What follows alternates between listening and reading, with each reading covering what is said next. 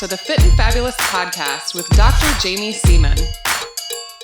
Hello, everybody. It's Dr. Jaime, and welcome back to the Fit and Fabulous podcast. It's so lovely to have you here today.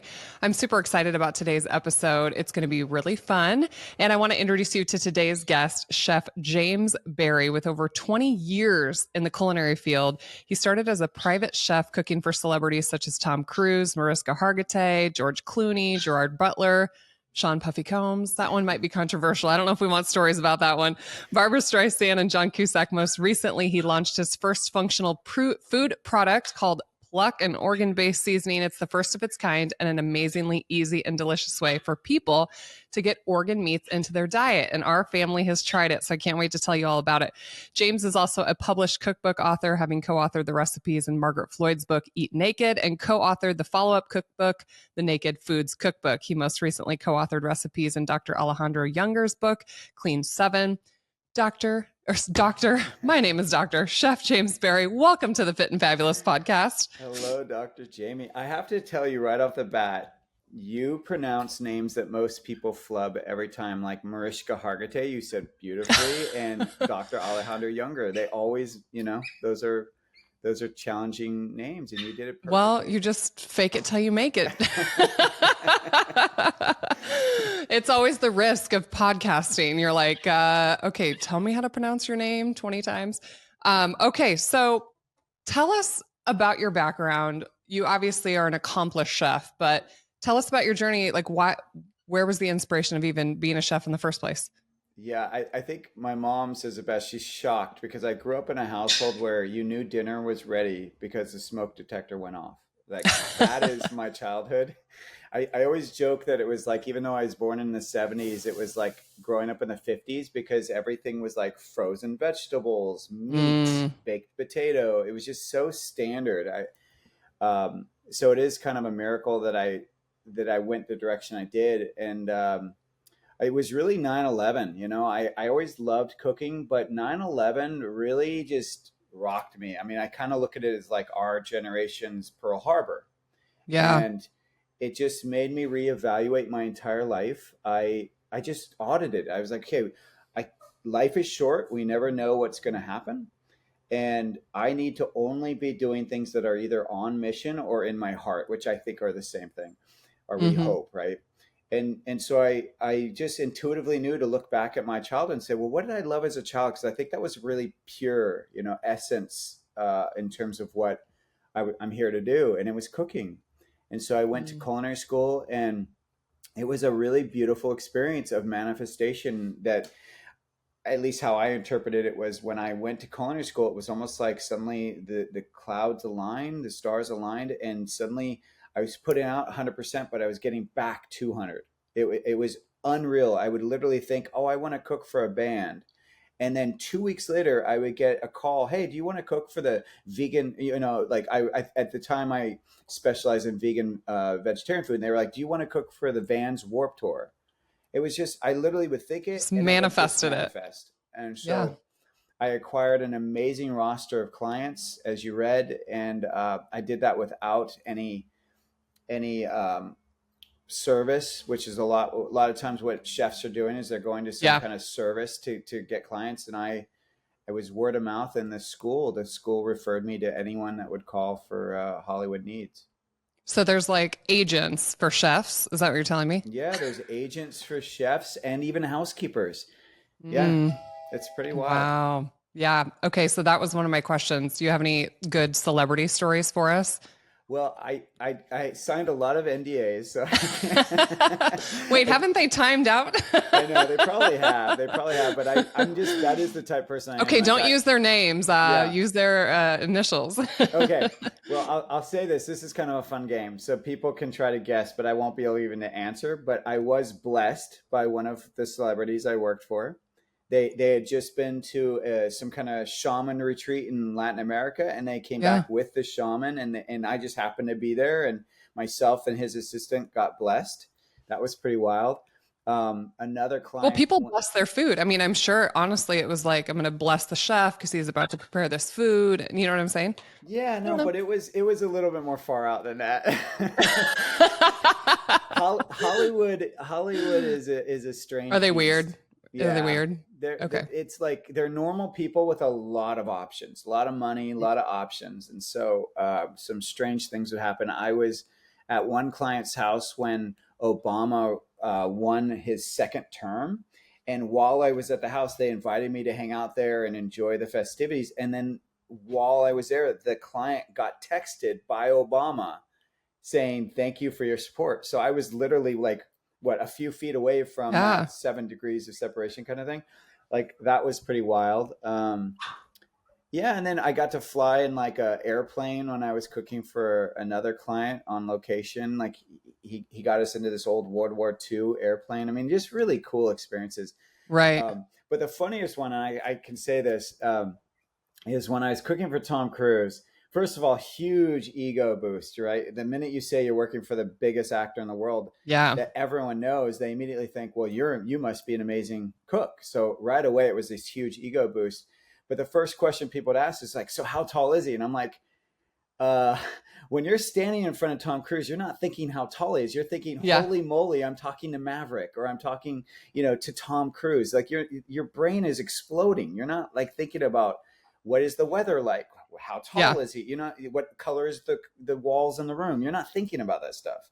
So yeah, so it was a You're just fantastic. starstruck. Yeah. Yeah, I mean, and not that I was like that when I was cooking for them. I think I became very well known as the person who just treated everyone the same. Whether it was billionaires I was cooking for or Mm-hmm. top A-list actors, I really did.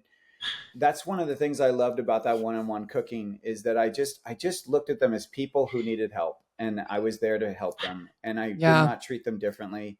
It's more everyone else around me that treated the news differently. Like it was the Right. stories. People would be like, "Oh, tell me this, tell me that," and I was like, "Okay," but it was not really that big of a deal to me.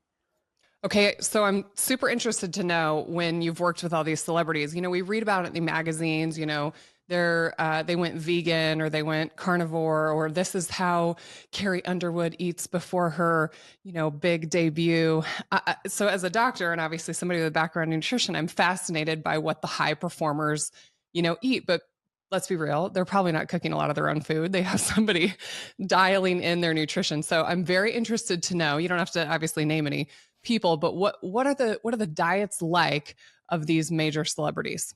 Yeah, it's funny. We think that they're going to be so unique, and really a lot of them are just following whatever the trend is at the time. So when I first started in the industry, the popular book at the time was called The Fat Flush Diet, and that's what people Mm. were doing. It's like, and then after that was Skinny What Bitch. was the fat flush? I mean, what are you cooking on a fat flush They diet or were skinny they bitch were diet or yeah, it was low calorie, low low fat, fat, low the fat, low typical, calorie? yeah, the Yeah, typical stuff from but back make in it the day. taste good. Make it taste good, chef. Exactly. I mean, that's what's so funny is that over the years, how what I would have to do is I would do the diet myself so I could understand it and be Mm, proficient at cooking for it. And that's challenging. I mean, I was doing like the master cleanse. You remember that one? yeah, Oh yeah. gosh, that one's hard. It's like maple syrup and lemon juice. That's it. Lemon, cayenne Yeah. pepper, and And water, and I hot was so I was water. doing that just so I could support people in it and experience it and all that. And yet I was still cooking for clients.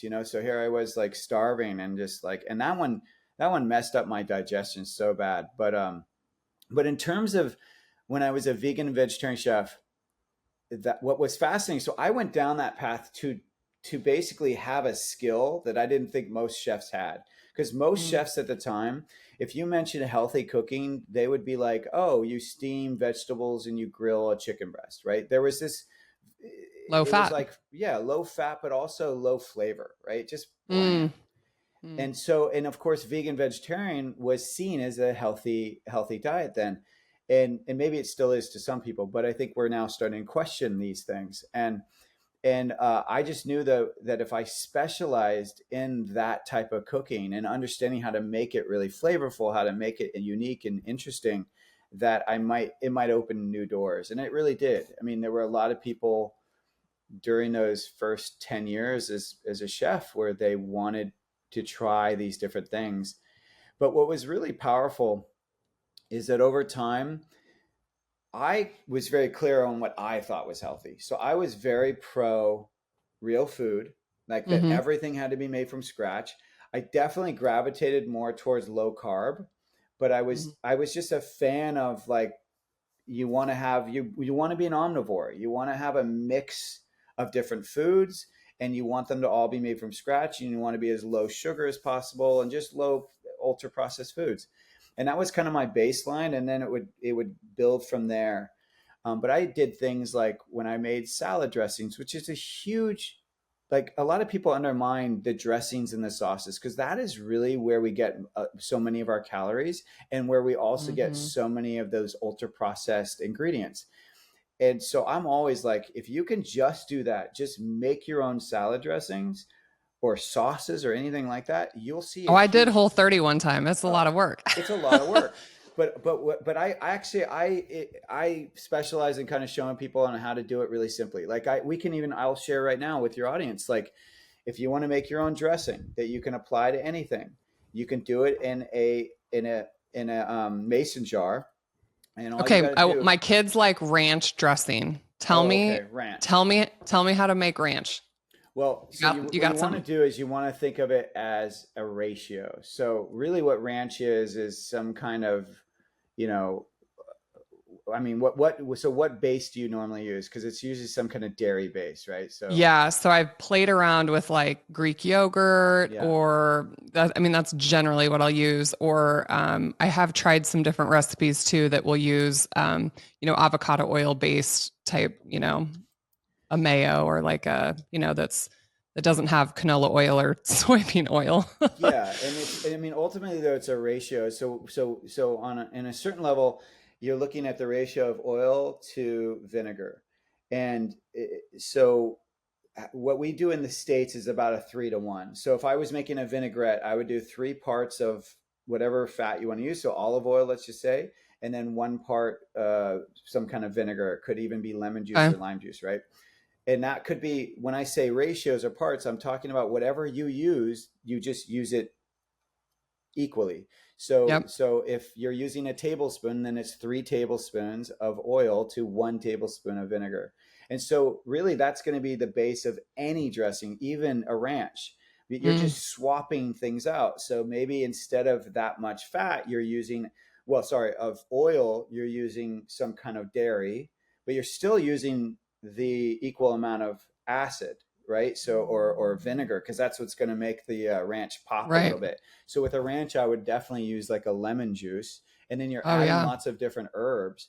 But what I find is when you do any dressing, the cleaner the dressing, the better we feel, and actually it just brings a fresher taste to your food. Like the difference between making a salad dressing from scratch versus buying in the store. Think about what your priority is at home and what the priority is at the grocery store. So the grocery store is focusing on shelf life.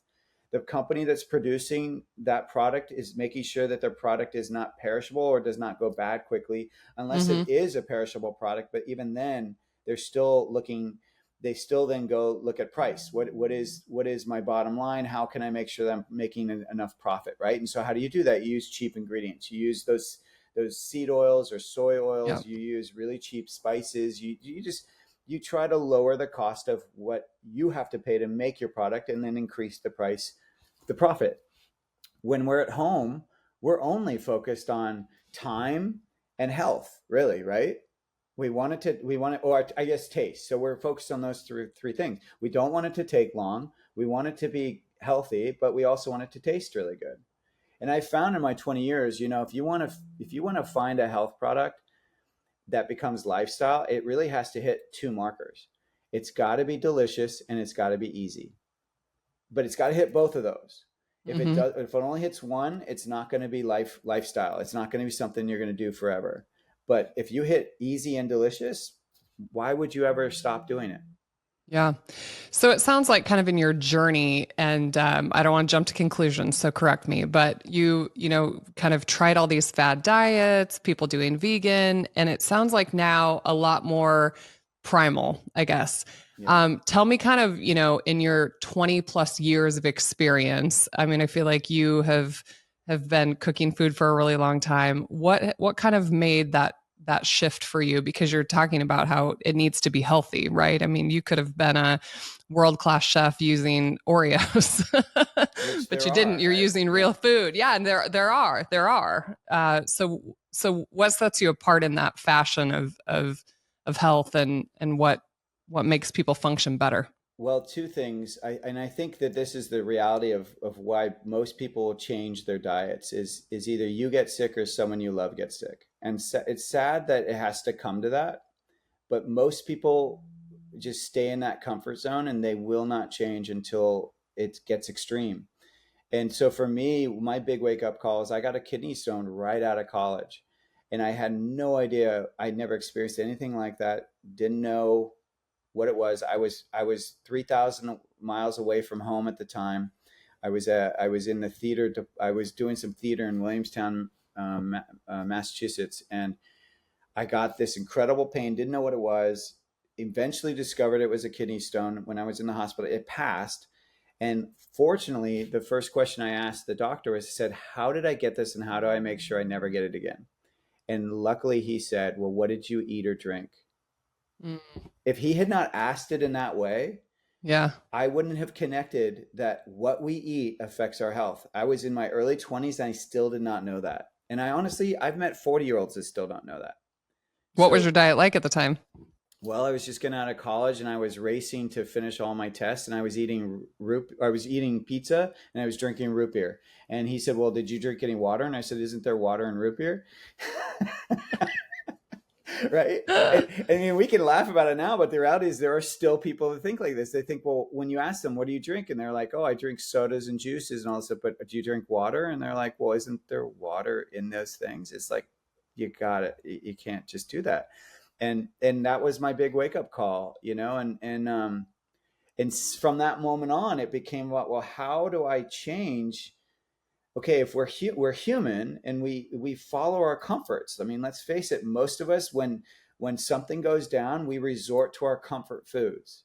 So my thought was, okay, how do I not fight human nature, but how do I support human nature? So how do I make comfort foods healthier? That was always my interest.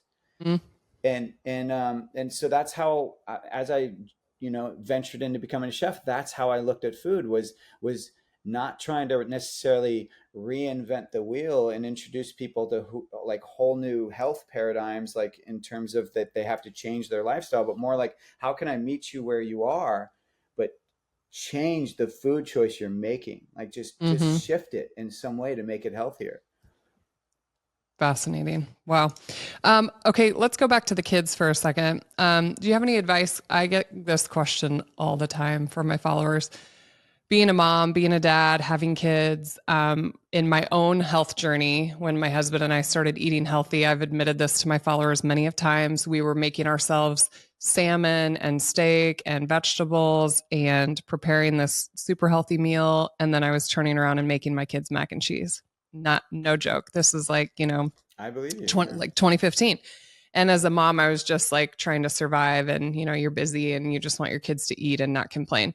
But then what happened was our kids would say, "Well, mommy, why am I eating this? And, you're eating that." And then they would say, "I want a bite of yours." And then all of a sudden, my kid is like taking salmon and scallops and like all these things off my plate that I had just this total perception in my mind as a mom that kids just liked kid food. and, because I was not I don't even know what the word is, food explorer. Like, as my diet was like very limited as a kid, nothing against my parents, but it was like real bland, real processed. And I didn't really expand like my palate per se until I met my husband. And then, then I was trying, Asian and sushi and all these different, flavors and palettes. And now I pretty much eat anything.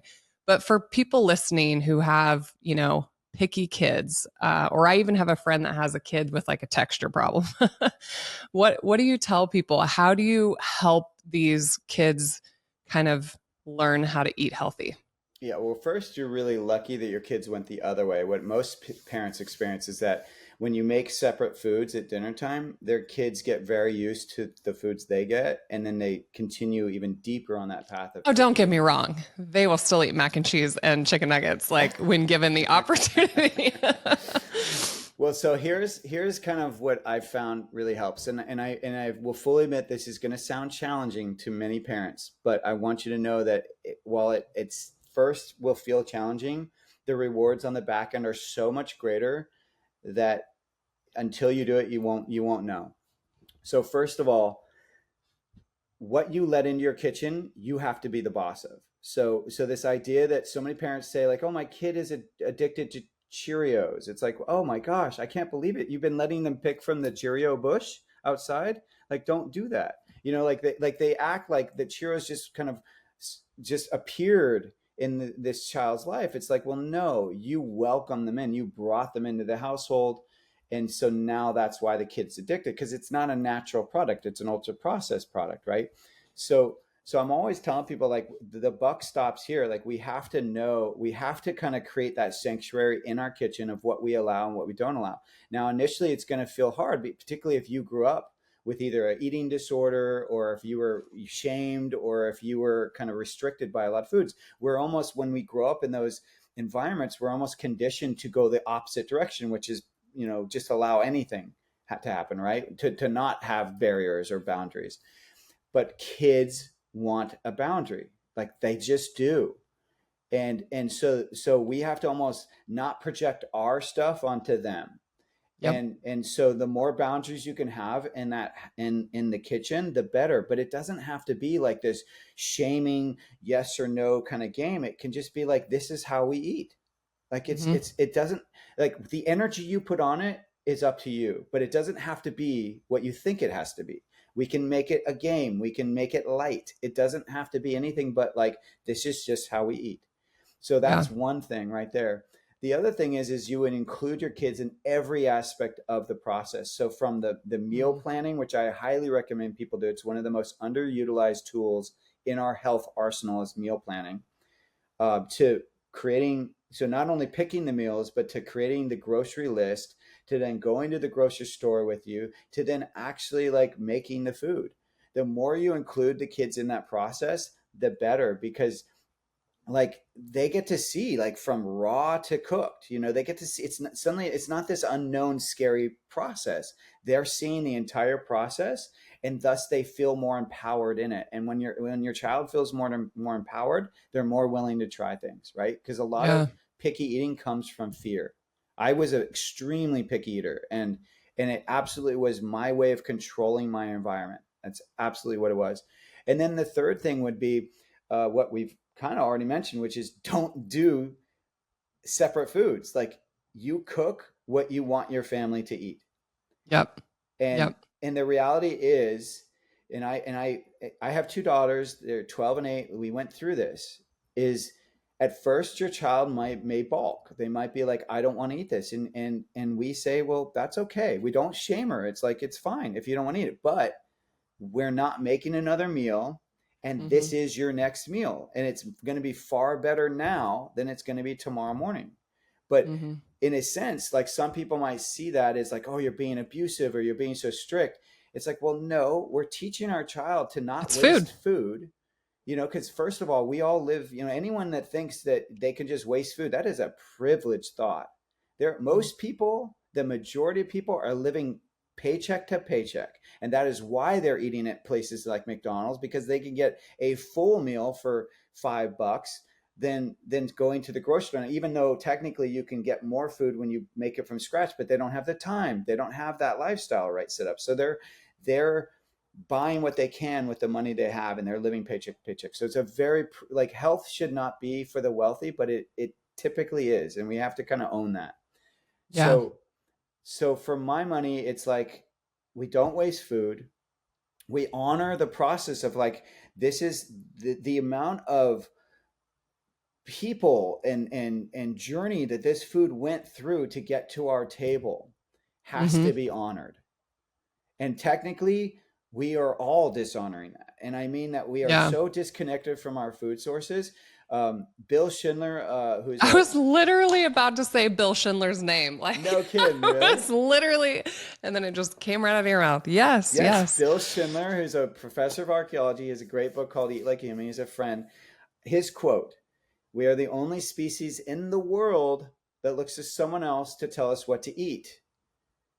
There are over Yep. 8 million species, and we are Yeah. the only one. That says everything right there. We are so disconnected, and so Yeah. for my money, it's about how do we reconnect, and it starts in the home. We have to start from, Hmm. like, even when you're wanting to get pregnant, you should be eating a variety of foods, cultured vegetables. You should be getting flavors into you, because the child's palate is shaped in utero, right? So Yep. then from there, when you then finally, then you And know their when you're DNA breastfeeding. and their health outcomes. It's called fetal Exactly. programming. It's It's all there. fetal programming. Yeah. It is all there, and it starts then. So you have to be thinking about this then, not like, when they're 3 years old.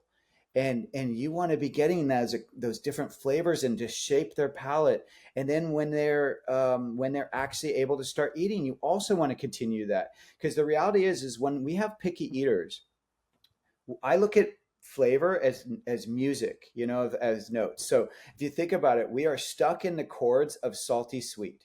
That is where Hmm. that's where we're stuck when we are We've picky been eaters. programmed. We've Yeah. been programmed. I mean, Well, program, but also our palates are conditioned towards salty sweet, because everything in the yeah. US, if you're eating, Processed foods. yeah, Yeah. it's all I mean, salty it's and sweet, just, all yeah. of it. So you're literally stuck in those tones. And so the way to break free physically, literally to break free of the palate, is to start to introduce other tones. So there's sweet, there's sour, there's bitter, there's umami. That's the fifth unique taste. And so those three are what you want to make sure that you're introducing into the palate. So you want to be doing that when you're wanting to get pregnant, when you are pregnant, when you have had, you're breastfeeding. You want to be doing all that through the entire Hmm. process. And then, of course, with your introductions of foods. So that might look like you're simply taking some kraut juice, so some fermented kraut juice, and you're simply adding a little bit of it to the mashes you're giving your baby. Mm, And then you're introducing easy. those sour foods, really simple things. Yeah. But those are the things I would immediately do for anyone that's dealing with a picky eater, is just start introducing new flavors, but do it very gently. Like, don't shock the child. Like, don't Just real introduce. dilute, real. Yeah. Yeah, really, like, think of it like the way if you were feeding a dog new food, you would give 95% of the old food Yep. and 5% of the new food, and you would slowly change those ratios over time to not disrupt the dog's digestive process. Do the Hmm. same thing with your kid. Fascinating. Yeah. Bill Schindler, I mean, I knew who he was, but I had the opportunity to listen to him speak at Low Carb Denver a couple years ago, and his presentation was just absolutely phenomenal.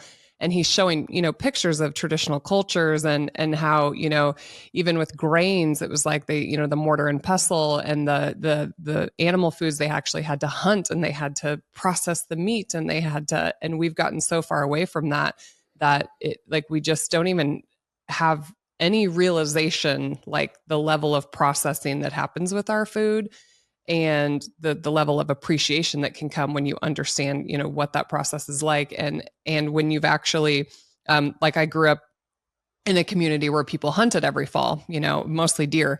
But I have some family members that have gamed, elk and other things, and it's just like when you've literally like hunted the animal and processed it and cooked it and prepared it, it's just a whole difference than just picking it up off the shelf at the grocery store. Absolutely. Well, and Bill and I, one of the many reasons I love him is we share a very similar perspective on, it's not about, like, there's a lot of focus on what are you eating.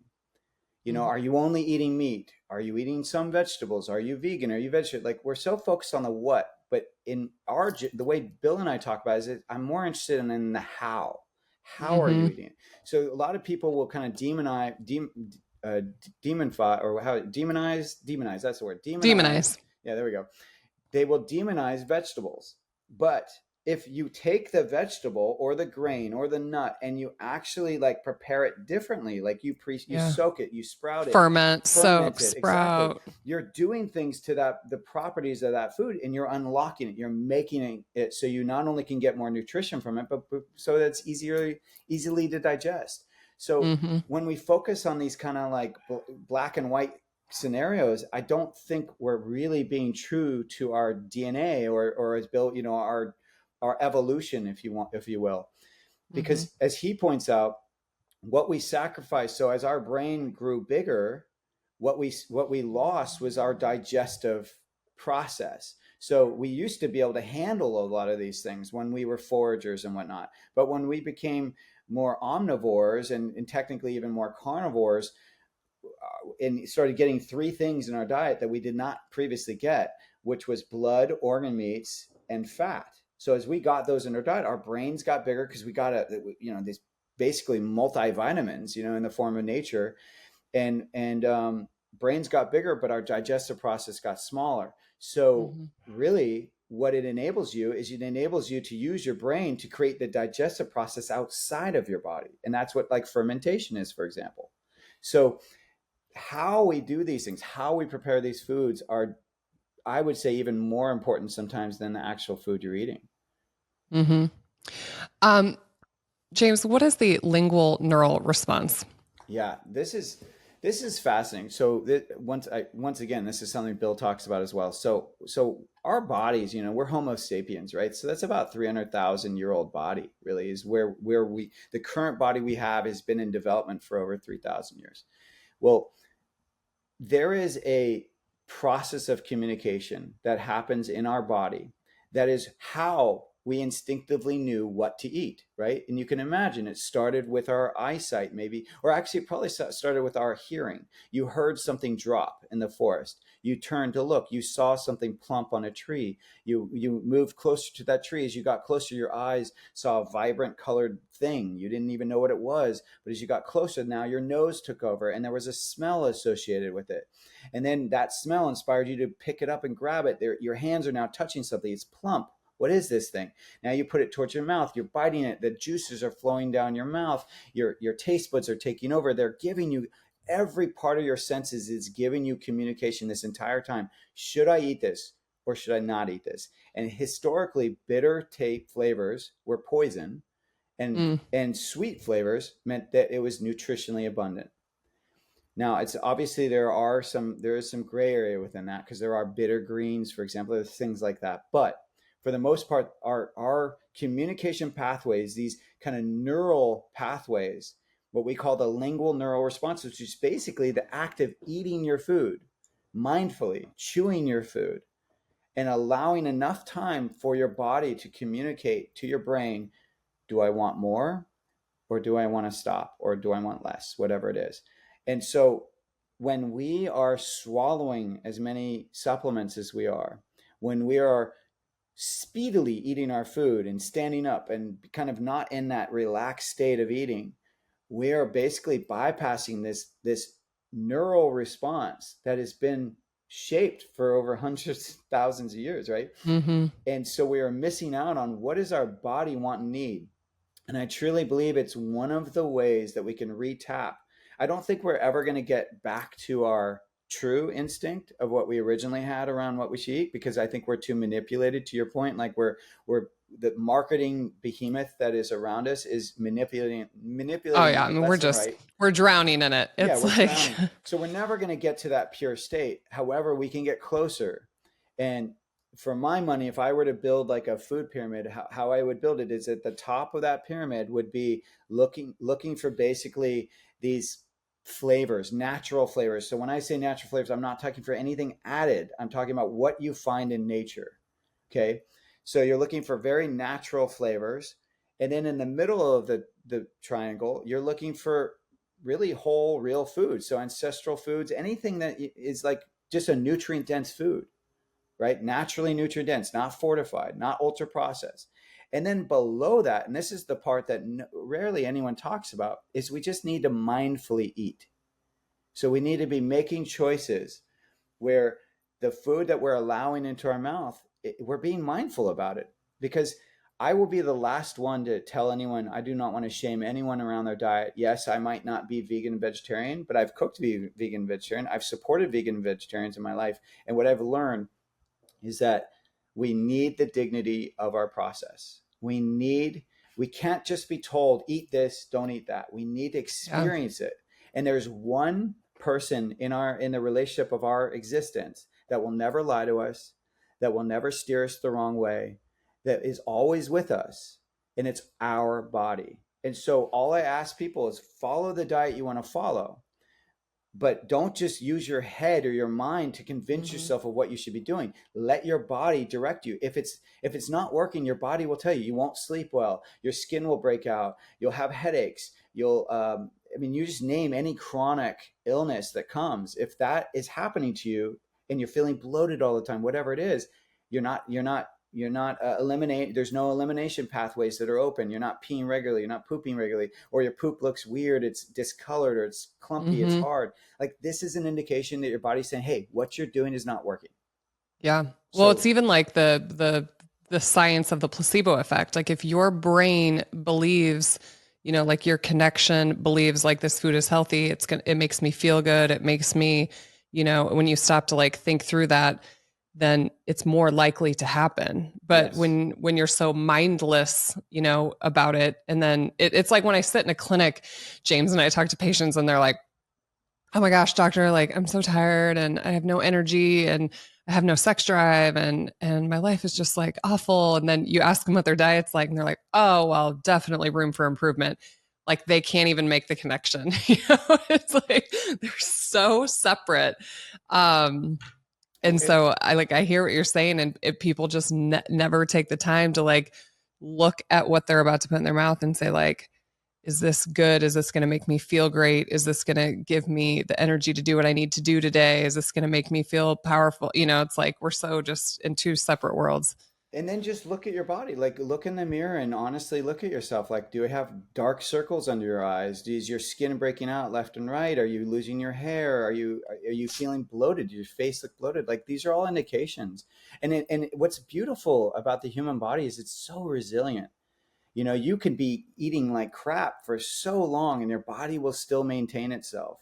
But what's beautiful is that when you do change, your body reacts really quickly. Like, um, back in the day when I used to have a meal delivery service in LA, we used to do this sugar control detox, which was basically a low carb 2 week diet. We would pull out anything that was sweet. We would pull out all grains, most starches. Like, we would basically just have animal protein, good fat, and then some resistant starches and some vegetables.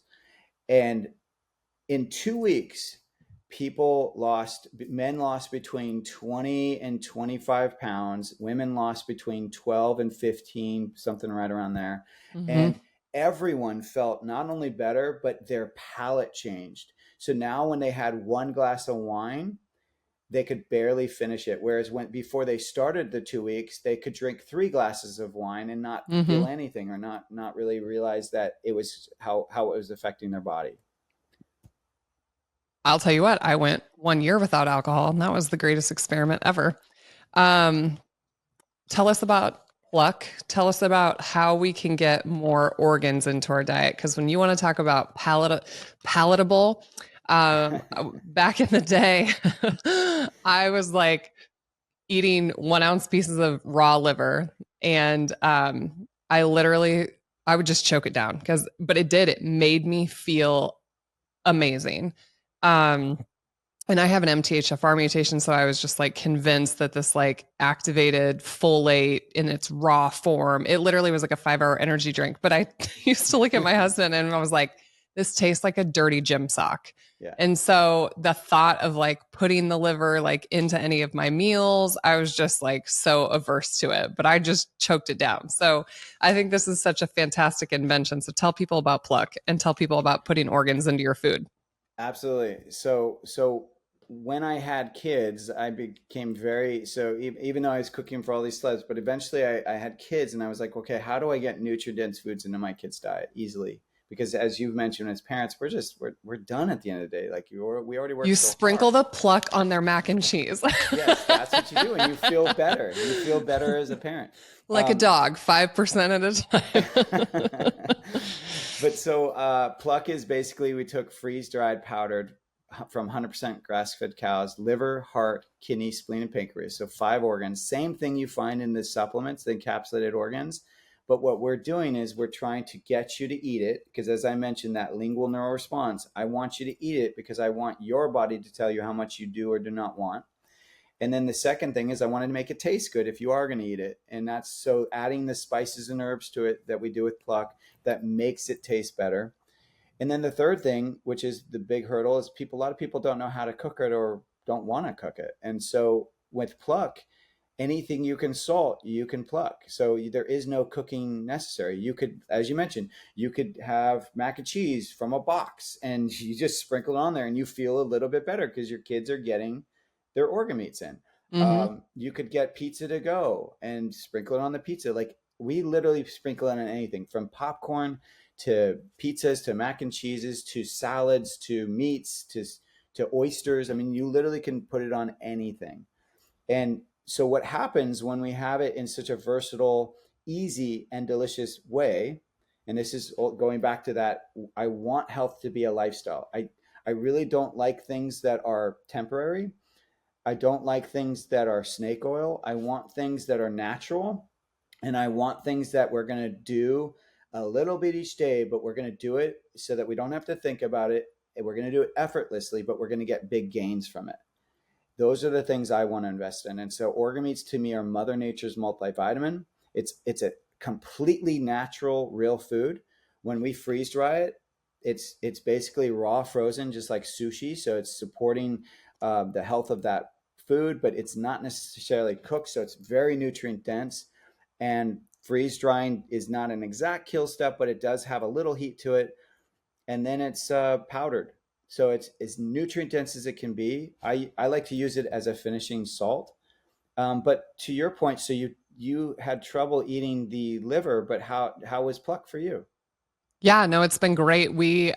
So my husband and I have done bodybuilding off and on. And one thing we do for meal prep is we cook ground beef and we'll cook like literally 6 pounds, 4 pounds on Sunday and kind of like, separate it out for the week. Well, what we always used to do is say, okay, hey, babe, which seasoning do you want this week? And we'd use like, some kind of barbecue or this or garlic or zesty. And then when we got Pluck, I was like, okay, this is even more amazing because now we can get some flavor and we can put some organs in here. And so, but my kids, the night that we make it fresh, they have like a big bowl of it too. And I'm like, I wonder if they'll even notice. Like, I didn't even tell them, And I'm talking like I put a pretty decent ratio. Like, when you're talking about 4 or 6 pounds of ground beef, I mean, I'm putting like the whole bag in there. Yeah, yeah. And yeah. And they were like, oh, this is good, like didn't even notice it. And so then, we'd start to sprinkle it on other things. And we put a little bit on the steak or put a little bit on the veggies. And it was like nobody tasted it. And so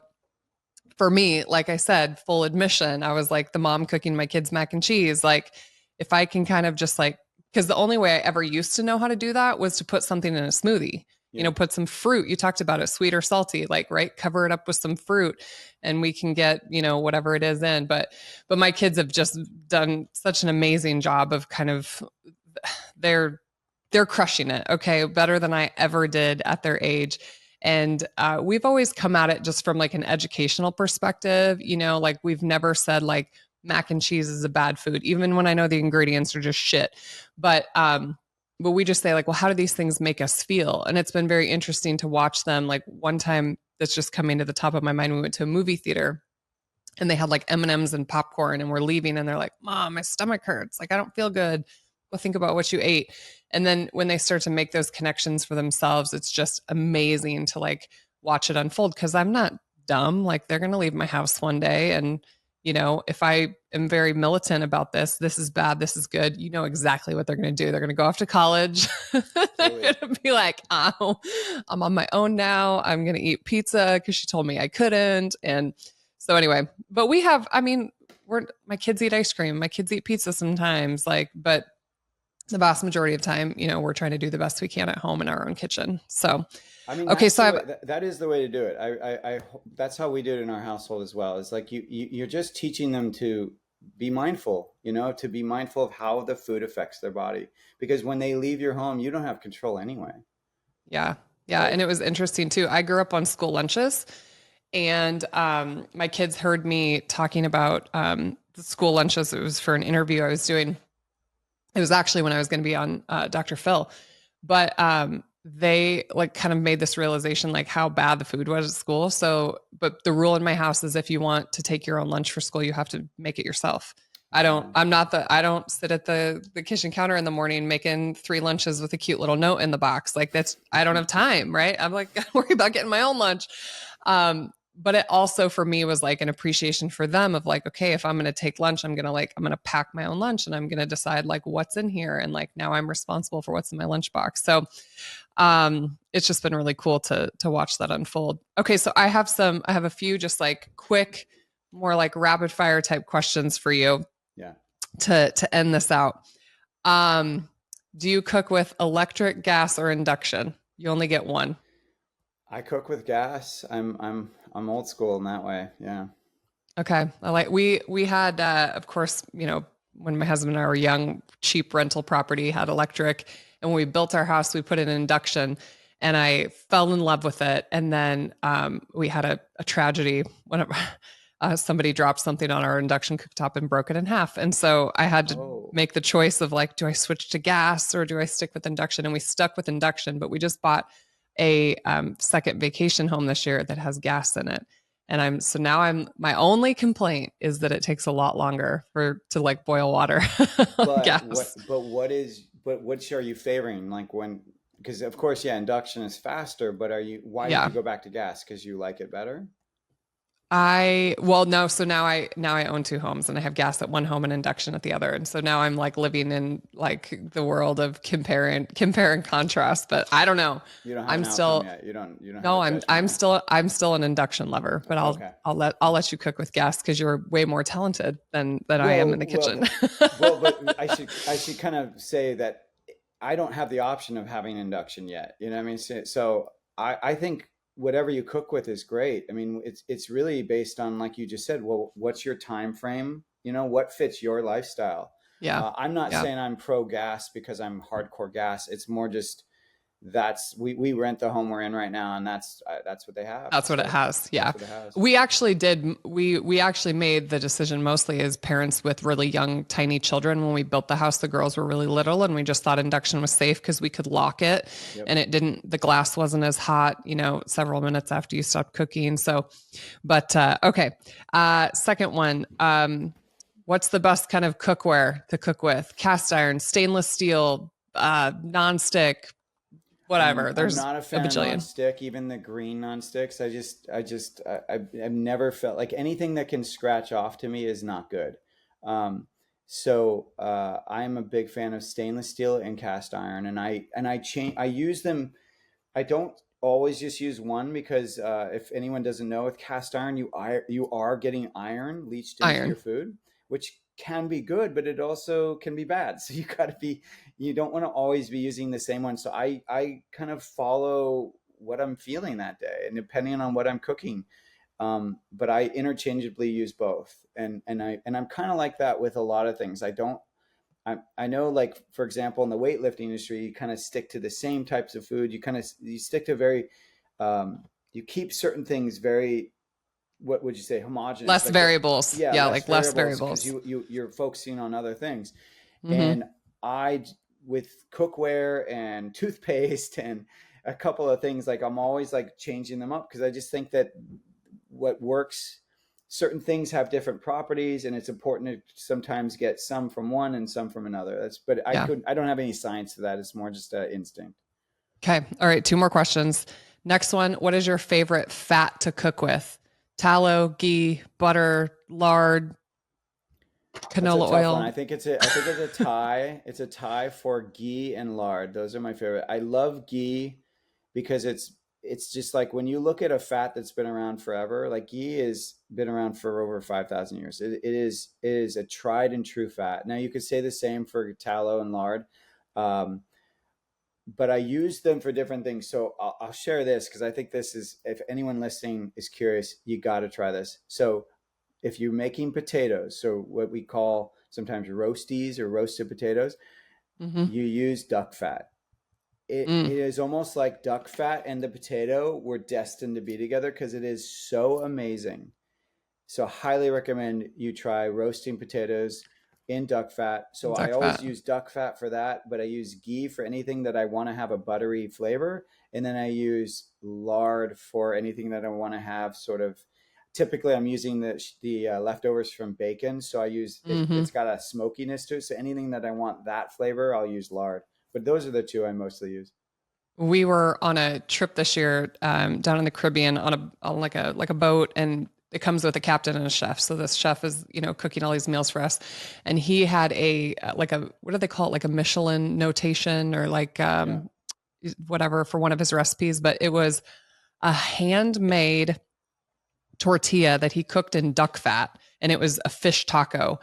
I have never, it was like one of the most delicious things. I get why it got an award or a notation or like whatever it was. But that was one of my first experiences with like this duck fat is like making this whole thing. It was so delicious. It It's was so so good. delicious. It's a fat that more people should be using because it's just delicious and usually it's really clean. Like the duck industry is pretty untainted as far as I know. Now, if you're baking, like so, leaf lard is very specifically the kidney fat from the pig, and Mm, it's like it's where Crisco came from. So they historically used to use leaf lard to bake, and then Crisco came out and they tried to replace the lard. But ultimately, leaf lard is the best fat to use when you are interesting. baking because it's Interesting. so clean. It has no flavor, but it cooks beautifully. It makes things flaky. It's light. It's such a beautiful fat. Okay, I'm gonna have to tell our friends because I was one of our health conscious friends on our street. He was like kind of buying into this whole lifestyle, but he loved his grandmother's chocolate chip cookie recipe. And so when the grandkids would come over, that was like what they did. Well, one day he said, "Hey, I'm going to replace the Crisco in here with beef tallow and see if anybody notices."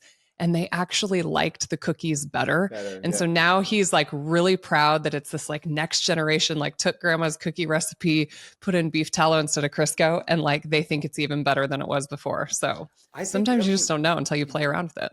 well, totally, and I think that that is also something like that's what happened when kids eat pluck, for example. They like get addictive around it, and I think it's because our bodies know like when you give Mm-hmm. it that kind of older kind of natural ancestral food, the body just like I remember the first time I had bone broth, it was almost like my body curled in around it. It was like, what is this golden elixir you're feeding me? It was just it felt so primal and so good. And I think that that's what happens Mm-hmm. is you switch out these kind of ultra processed foods and you get this amazing purity inside your body from the cleanness of Absolutely. the food. Absolutely. Okay, last question. You're gonna die tomorrow. You get one last meal. What is Chef James Barry going to have? What is his absolute favorite dish? It's so funny. I've thought about this before, and you know what it is if I knew I was dying, it's like for me, the enjoyment of food is just the imagining I could do lots of different things. So it's not just the next day; it's the day after that, and the day after that. It's the lifetime, right? So for me, if I just had one food, I'm like, well, I love like a really good steak. Like I Mm-hmm. really do. And I love it with what how I make it is I would get the filet mignon, probably like a really nice cut. I would compound butter. So I would only do a little bit of salt, maybe a little a bit of pepper. I would lightly grill it, but I would compound the butter, and I actually love to compound it with Pluck. So I'm one of those people that yes, I'm the owner of the food, but I also really do use it. I love it. And so I would take like the original or zesty garlic and I would compound the butter, and then I would put a little slab of that butter right on that steak after as I was eating it and just let it melt. And I honestly I think that would be the most. I mean, you can't beat Yeah, it. It's one of the most amazing flavors.